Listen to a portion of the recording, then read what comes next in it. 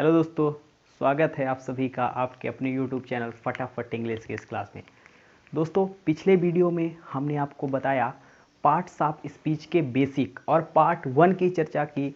आज हम चर्चा करेंगे पार्ट 2 की। दोस्तों, मैंने आपको बताया है कि पार्ट्स ऑफ स्पीच इंग्लिश के अंदर बहुत ही इम्पोर्टेंट रोल प्ले करता है इंग्लिश को सीखने के अंदर। तो दोस्तों, अब हम इस वीडियो में पार्ट्स ऑफ स्पीच के अगले पिलर्स की चर्चा करेंगे। पिछले वीडियो में हमने नाउन पर चर्चा की, प्रोनाउन पर की, एडजेक्टिव पर की, वर्ब पर की, एडवर्ब पर की। इस बार दोस्तों हम अगले पिलर यानी प्रीपोजिशन, कंजक्शन और बचे हुए पार्ट इंटरजेक्शन की चर्चा करेंगे। तो दोस्तों, सबसे पहले मैं आपको एक रिव्यू दे देता हूँ पिछली क्लास का कि पिछली क्लास में हमने क्या क्या सीखा। और दोस्तों, यदि आपने फर्स्ट पार्ट नहीं देखा है तो उस पार्ट को आप देख लेंगे। और अब स्टार्ट करते हैं। देखिए दोस्तों, किसी भी सेंटेंस के अंदर नाउन नेमिंग वर्ड होता है, यानी नाम बताने वाले शब्द, सभी शब्द इंग्लिश में नाउन होते हैं। और दोस्तों, नाउन किसी भी सेंटेंस का या तो सब्जेक्ट हो सकता है या ऑब्जेक्ट हो सकता है। प्रोनाउन क्या होता है? रिप्लेसेस अ नाउन है, नाउन को रिप्लेस करने का काम करता है। और किसी भी सेंटेंस के अंदर प्रोनाउन भी सेम प्रोफाइल को होल्ड करता है, या तो यह सब्जेक्ट हो सकता है या तो यह ऑब्जेक्ट हो सकता है। सेम इसी कैटेगरी में मैंने एडजेक्टिव के लिए बताया, यह नाउन और प्रोनाउन को क्वालिफाई करता है। और इसी तरह वर्ब को बताया मैंने, वर्ब एक सेंटेंस के अंदर एक्शन ही नहीं बताता बल्कि स्टेट भी बताने का काम करता है।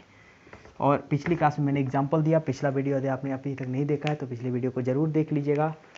एडवर्ब, एडवर्ब क्या काम करता है मैंने बताया था आपको। एडवर्ब प्राइमरी रूप से वर्ब को क्वालिफाई करता है, एडजेक्टिव को क्वालिफाई करता है, एडवर्ब को क्वालिफाई करता है। दोस्तों, एक नोट लिख लीजिएगा, इंग्लिश में एडवर्ब भी एकमात्र ऐसा पार्ट्स ऑफ स्पीच है जो सभी पार्ट्स ऑफ स्पीच को क्वालिफाई कर देता है। ये मैं आपको एडवर्ब की क्लास में बताऊंगा कैसे। नेक्स्ट है प्रीपोजिशन। दोस्तों, अब हम यहाँ से डिस्कस करते हैं प्रीपोजिशन के कॉन्सेप्ट्स के बारे में। दोस्तों, डिस्कस करते हैं हम प्रीपोजिशन के बारे में। पहले तो आप जान लीजिए, preposition is a relating word, यानी रिलेटिंग वर्ड होता है कम्स बिफोर नाउन और प्रोनाउन, यानी प्रीपोजिशन। दोस्तों देखिए, प्रीपोजिशन की बात हम करते हैं। प्रीपोजिशन क्या होता है? प्रीपोजिशन में इस प्री का मतलब होता है बिफोर, बिफोर यानी पहले। और इस पोजीशन का मतलब होता है स्थिति, यानी कि प्रीपोजिशन वे वर्ड होते हैं जो कि किसी भी वर्ड के पहले आते हैं। प्रीपोजिशन यानी इंग्लिश में प्रीपोजिशन या तो नाउन के पहले आएगा या प्रोनाउन के पहले आएगा, या तो नाउन को क्वालिफाई करेगा या प्रोनाउन के। यानी preposition is a word which is placed before a noun और pronoun and shows the relation of noun and pronoun in other word in the same sentence। यानी प्रीपोजिशन वे वर्ड होते हैं जो कि नाउन और प्रोनाउन को की पोजीशन बताने का काम करते हैं, और ये नाउन और प्रोनाउन के पहले आते हैं। ध्यान दीजिएगा दोस्तों, प्रीपोजिशन के हवाले से आपको क्या बातें ध्यान रखनी है मैं बता दूं। देखिए, प्रीपोजिशन के बाद हमेशा ऑब्जेक्टिव केस का प्रयोग किया जाता है। ये बात आप लिखते चलेंगे। प्रीपोजिशन के बाद हमेशा ऑब्जेक्टिव केस का प्रयोग किया जाता है। प्रीपोजिशन के बाद आने वाला वर्ड या तो नाउन होगा या प्रोनाउन होगा। और ये तीसरी बात आप ध्यान रखिएगा, प्रीपोजिशन के बाद इंग्लिश में यदि कोई वर्ब आती है तो हमेशा आईएनजी फॉर्म में होगी।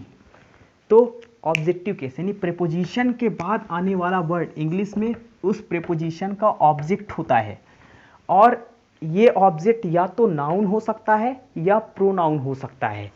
और प्रीपोजिशन के बाद यदि इंग्लिश में कोई भी वर्ब आती है तो हमेशा आईएनजी फॉर्म में होगी। तो चलिए अब हम देखते हैं एक एग्जाम्पल, प्रीपोजिशन एक सेंटेंस के अंदर क्या काम करता है। एग्जाम्पल को ध्यान से देखिएगा। जैसे मैंने कहा, bottle is on the table. Preposition way word होते हैं जो नाउन और प्रोनाउन के पहले आते हैं। ऑन यहाँ पर प्रीपोजिशन है, इस टेबल नाउन के पहले आया, और उस सेम सेंटेंस में दूसरे नाउन और प्रोनाउन से रिलेशन बताने का कार्य करते हैं। जैसे यहाँ पर बॉटल एक नाउन है, यहाँ पर ये बॉटल का रिलेशन बताया जा रहा है इस टेबल से, इसीलिए प्रीपोजिशन, और इसके बाद ये टेबल यहाँ पर ऑब्जेक्ट का काम कर रहा है। इस तरह से हमने दोस्तों प्रेपोजिशन को समझा कि प्रेपोजिशन वे वर्ड होते हैं जो कि नाउन और प्रोनाउन के पहले आते हैं और उसी सेंटेंस में यूज हुए नाउन और प्रोनाउन का संबंध बताते हैं। अभी प्रेपोजिशन के एडवांस कॉन्सेप्ट की चर्चा हम प्रेपोजिशन की अलग से जब क्लास करेंगे तो उस क्लास में करेंगे। अभी आप नेक्स्ट कॉन्सेप्ट को समझेंगे, कंजंक्शन। अगला पॉइंट हमारे सामने है कंजंक्शन। दोस्तों इस कंजंक्शन में कौन का मतलब होता है टुगेदर, इस कौन का मतलब होता है टुगेदर और जंक्शन का मतलब होता है जोड़ना। कंजंक्शन वे शब्द होते हैं जो कि कनेक्ट करने का काम करते हैं। Means conjunction is a connecting word, conjunction is a connecting word. अब ये क्या करते हैं, कंजंक्शन या तो दो वर्ड को कनेक्ट करेंगे, कंजंक्शन या तो दो वर्ड को कनेक्ट करेंगे या तो दो फ्रेज को कनेक्ट करेंगे और या तो दो क्लॉज को कनेक्ट करेंगे।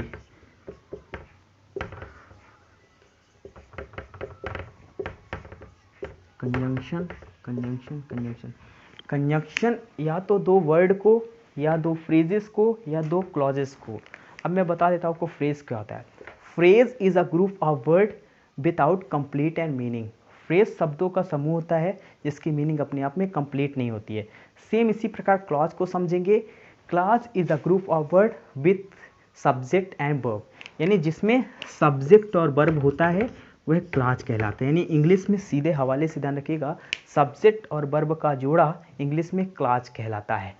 अभी हमने इन सभी चीज़ों को समझने का प्रयास किया। हम लास्ट पार्ट्स ऑफ स्पीच की बात करेंगे, इंटरजेक्शन की। अब हम इंटरजेक्शन की बात करेंगे। इंटरजेक्शन में आर साउंडेड नहीं होता है और इस इंटरजेक्शन पार्ट की जब हम बात करेंगे तो ऐसी यानी sudden feeling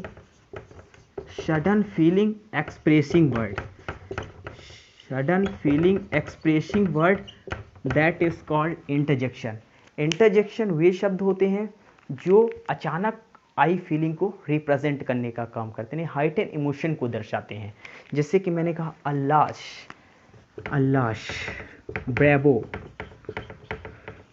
what a shot that was, what a couple blue sky. इस तरह के सेंटेंस इंग्लिश में इंटरजेक्शन का काम करते हैं। दोस्तों अभी हमने पार्ट्स ऑफ स्पीच के बेसिक्स को समझने का प्रयास किया। अब मैं आपके सामने कुछ सेंटेंस लिखूंगा और उन सेंटेंस के अंदर आप पार्ट्स ऑफ स्पीच को पहचानेंगे और कमेंट बॉक्स में अपना स्कोर लिखेंगे कि आपने कितना स्कोर किया। ये सारे प्रश्न बहुत ही इंपॉर्टेंट है। पहला सेंटेंस मैं लिखता हूँ, she is very pretty. Next sentence लिखता हूँ मैं, she is a pretty girl. अगला सेंटेंस लिखता हूँ, दिस इज माई पेन। अगला सेंटेंस में लिखता हूँ, the train had reached before I reached the station, is the station। अगला सेंटेंस मैं आपके सामने लिखता हूँ, एयरफोर्स में आया हुआ ये सेंटेंस है। इस सेंटेंस को मैं आपके सामने लिखता हूँ, you are sitting before me. अगला सेंटेंस, आई हैव मेट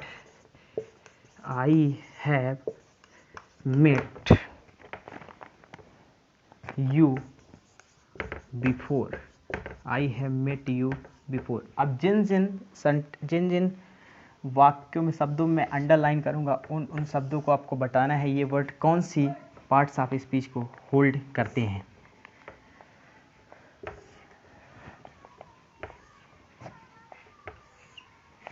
चलिए दोस्तों देखते हैं। अभी आप थोड़ा सा वीडियो को पॉज करके देखेंगे कि आपने कितना स्कोर किया और इन्हें पार्ट्स ऑफ स्पीच को पहचानने का प्रयास करेंगे। दोस्तों देखते हैं पहला sentence, she is very pretty. इस सेंटेंस के अंदर इस सी प्रोनाउन की क्वालिटी बताने का काम किया जा रहा है, इसलिए यह प्रिटी यहाँ पर एडजेक्टिव है। पहला, ये प्रिटी यहाँ पर एडजेक्टिव है। अब मैं यदि आपसे पूछता हूँ कि इस ये वेरी क्या है, तो ये वेरी इस प्रिटी को क्वालिफाई कर रहा है, इसलिए वेरी यहाँ पर एडवर्ब है। नेक्स्ट देखते हैं, सी इज़ अ प्रिटी गर्ल। अब यहाँ पर आपको बताना है इस नाउन, ये गर्ल यहाँ पर नाउन है, इस नाउन की क्वालिटी बताने का काम इस सेंटेंस में प्रिटी कर रहा है, और नाउन की क्वालिटी बताने वाले शब्द इंग्लिश में एडजेक्टिव होते हैं, ये मैं आपको बता चुका हूँ। Next, this is my pen. यहाँ पर दिस वर्ब प्रोनाउन, मैंने आपको बताया है कि एक सेंटेंस के अंदर प्रोनाउन या तो सब्जेक्ट हो सकता है या फिर ऑब्जेक्ट हो सकता है। इस वर्ब को क्वालिफाई करने का काम इस सेंटेंस में ये दिस कर रहा है, यानी ये मैं बोल रहा हूँ दिस इज़ माई पेन, यानी जब किसी भी दिस, दैट, दीज और दोज के बाद इंग्लिश में कोई वर्ब आए तो यह हमेशा प्रोनाउन का काम करता है, इसलिए दिस यहाँ पर प्रोनाउन है। और अगली बात ध्यान रखिएगा, यदि दिस, दैट, दीज और दोज के तुरंत बाद इंग्लिश में कोई नाउन आए तो वहाँ पर दिस, दैट, दीज या दोज हमेशा एडजेक्टिव का काम करेगा। The train had reached before I reach the station. अब यहाँ पर आपको इस सेंटेंस में बताना है बिफोर क्या है। मैंने बता चुका हूँ कि बिफोर यानी सब्जेक्ट और वर्ब का जोड़ा इंग्लिश में क्लॉज कहलाता है, और जो दो क्लॉजेस को ज्वाइन करने का काम इंग्लिश में कंजंक्शन करता है, इसलिए बिफोर यहाँ पर कंजंक्शन है। You are sitting before me, इस सेंटेंस में आप बताएंगे बिफोर क्या है। यहाँ पर मी प्रोनाउन है, और नाउन या प्रोनाउन के पहले आने का काम इंग्लिश में प्रीपोजिशन करता है, और यहाँ पर ये प्रीपोजिशन इस यू के साथ रिलेशन बताने का काम कर रहा है। I have met you before. अब यहाँ पर ये वर्ब है मेट, इस वर्ब को क्वालिफाई किया जा रहा है, और वर्ब को क्वालिफाई करने का काम, यानी एक सेंटेंस के अंदर वर्ब को क्वालिफाई करने का काम एडवर्ब का होता है, इसलिए बिफोर यहाँ पर एडवर्ब है। तो अब आपको रटना नहीं है कि एक सेंटेंस में बिफोर, एक ही बिफोर तीन तरीके से काम कर सकता है, तीन तरीके से काम कर सकता है। तो दोस्तों अभी हमने इस वीडियो के अंदर पार्ट्स ऑफ स्पीच को पहचाना। अब मैं आपसे एक बेहतरीन कॉन्सेप्ट की चर्चा करूंगा। कुछ मैं आपके सामने यहाँ पर शब्द लिखूंगा और उन शब्दों की आपको प्रोनाउंसिएशन बताना है। जैसे मैंने आपके सामने पहला वर्ड लिखा,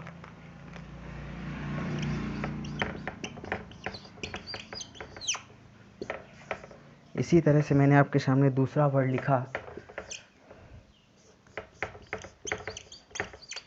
इसी तरह से मैंने आपके सामने तीसरा वर्ड लिखा।